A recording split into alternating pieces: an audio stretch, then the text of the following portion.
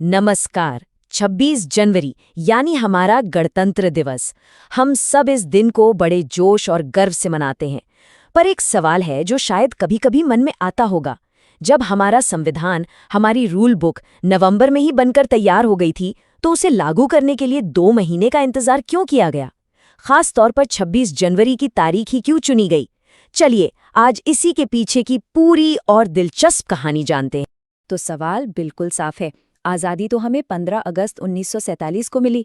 तो फिर ये 26 जनवरी की तारीख में आखिर ऐसा क्या था? क्या खास बात थी इस तारीख में जो ये रिपब्लिक डे बन गई, हमारे देश के सबसे बड़े दिनों में से एक? आइए इसी गुत्थी को सुलझाते हैं। देखिए, इस पूरी कहानी को समझने के लिए हमें 3 अलग-अलग सालों में जाना होगा। 1930, 1947 और फिर 1950। ये तीनों साल जैसे एक कड़ी में जुड़े हुए हैं। इन्हीं में हमारे सवाल का जवाब छिपा है। तो चलिए समय में थोड़ा पीछे चलते हैं और इस सफर को शुरू करते हैं। और हाँ, इस कहानी की शुरुआत, जैसा कि ज्यादातर लोग सोचते हैं, 1947 या 1950 से नहीं होती। नहीं, इसकी जड़ें तो और भी गहरी हैं। हमें इसके लिए जाना पड़ेगा साल 1930 में। सब कुछ शुरू हुआ एक बहुत बड़े वादे से, एक सपने से। तो बात है 1929 की। लाहौर में इंडियन नेशनल कांग्रेस का एक सेशन हो रहा था। और ये कोई आम सेशन नहीं था, ये ऐतिहासिक था। क्यों? क्योंकि इसी सेशन में पहली बार पूर्ण स्वराज का नारा गूंजा। मतलब अब हमें अधूरी आज़ादी नहीं चाहिए, हमें चाहिए कंप्लीट इंडिपेंडेंस। ये एक, आप कह सकते हैं, एक गेम चेंजर था। यहाँ से आज़ादी की लड़ाई ने एक नया मोड़ ले लिया था। तो पूर्ण स्वराज का मतलब था कंप्लीट सेल्फ रूल, यानी पूरी आज़ादी।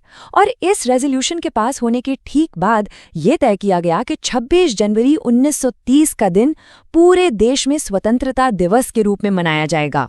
ये एक तरह से आज़ादी का ऐलान था, भले ही आज़ादी अभी दूर थी। ये एक सिंबॉलिक दिन बन गया, एक ऐसा दिन जो हमारे स्वतंत्रता सेनानियों के दिल में बस गया। अब आप समझ रहे हैं ना कि 26 जनवरी की तारीख का कनेक्शन कहाँ से शुरू हो रहा है? चलिए अब कहानी में थोड़ा फास्ट फॉरवर्ड करते हैं।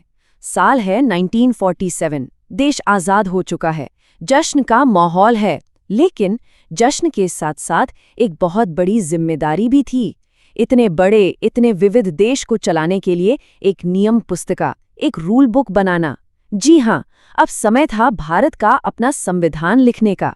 और ये काम आसान बिल्कुल नहीं था। इस ऐतिहासिक काम को अंजाम देने के लिए बनाई गई कॉन्स्टिट्यूएंट असेंबली यानी संविधान सभा, इसके अध्यक्ष थे डॉक्टर राजेंद्र प्रसाद। और सबसे जरूरी कमेटी ड्राफ्टिंग कमेटी, जिसके कंधों पर संविधान का पूरा ड्राफ्ट तैयार करने का भार था, उसके चेयरमैन थे महान डॉक्टर B.R. अम्बेडकर। और जानते हैं सबसे खास बात क्या थी?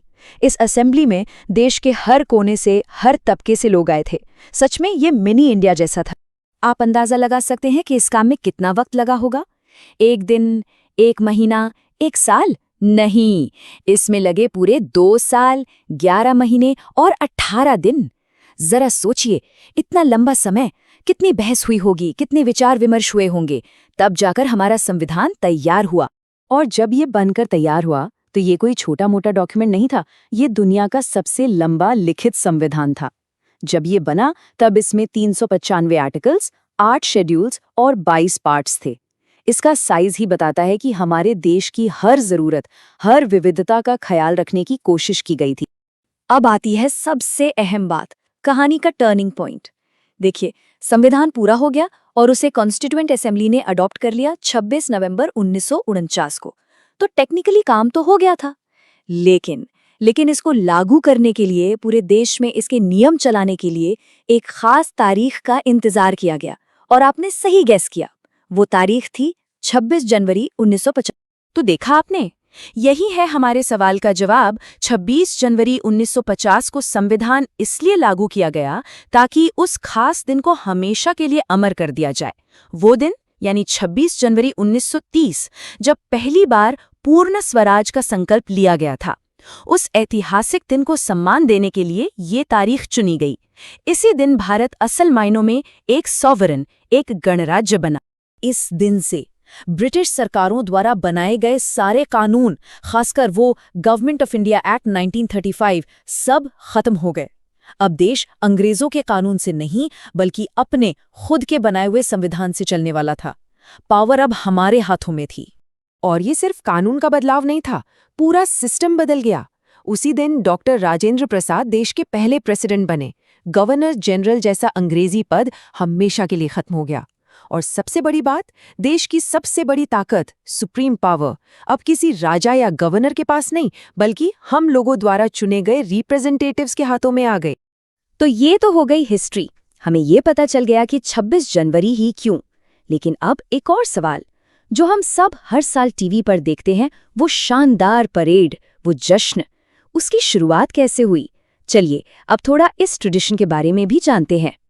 यकीन करना मुश्किल है, लेकिन जो पहली रिपब्लिक डे परेड हुई थी 1950 में, वो राजपथ पर नहीं हुई थी।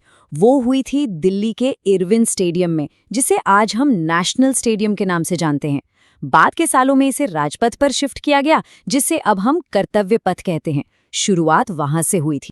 और आज ये परेड कितनी विशाल हो गई है। सबसे पहले राष्ट्रपति द्वारा झंडारोहण, फिर वो 21 तोपों की गरजती सलामी जो रोंगटे खड़े कर देती है, हमारी आर्मी, नेवी और एयरफोर्स का शानदार मार्च, और फिर आती हैं अलग अलग स्टेट्स की खूबसूरत झांकियां जो पूरे देश की संस्कृति एक ही जगह दिखा देती हैं।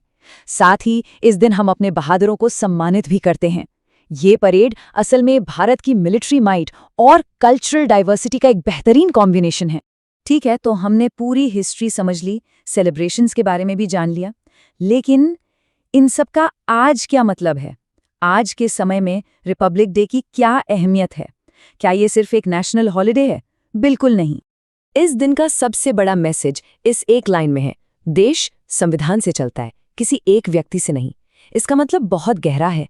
इसका मतलब है कि चाहे कोई कितना भी बड़ा या ताकतवर क्यों ना हो, कानून से ऊपर कोई नहीं है। असली पावर, सुप्रीम पावर, संविधान के हाथों में है। यही है रिपब्लिक होने का असली मतलब। गणतंत्र दिवस असल में हमें उन वादों की याद दिलाता है जो हमारे संविधान ने हमसे किए हैं। रूल ऑफ लॉ का वादा, हर नागरिक के लिए समान अधिकार का वादा। ये दिन डेमोक्रेसी, जस्टिस, लिबर्टी और इक्वालिटी जैसे मूल्यों का जश्न मनाने का दिन है। तो आखिर में एक सवाल हम सबके लिए है। ये दिन सिर्फ झंडा फहराने या परेड देखने का नहीं है, ये दिन आत्ममंथन का भी है। तो इस गणतंत्र दिवस पर क्यों ना हम सब एक पल के लिए सोचें कि हम अपने संविधान में लिखे इन खूबसूरत मूल्यों को अपनी रोज की जिंदगी में कैसे जी सकते हैं।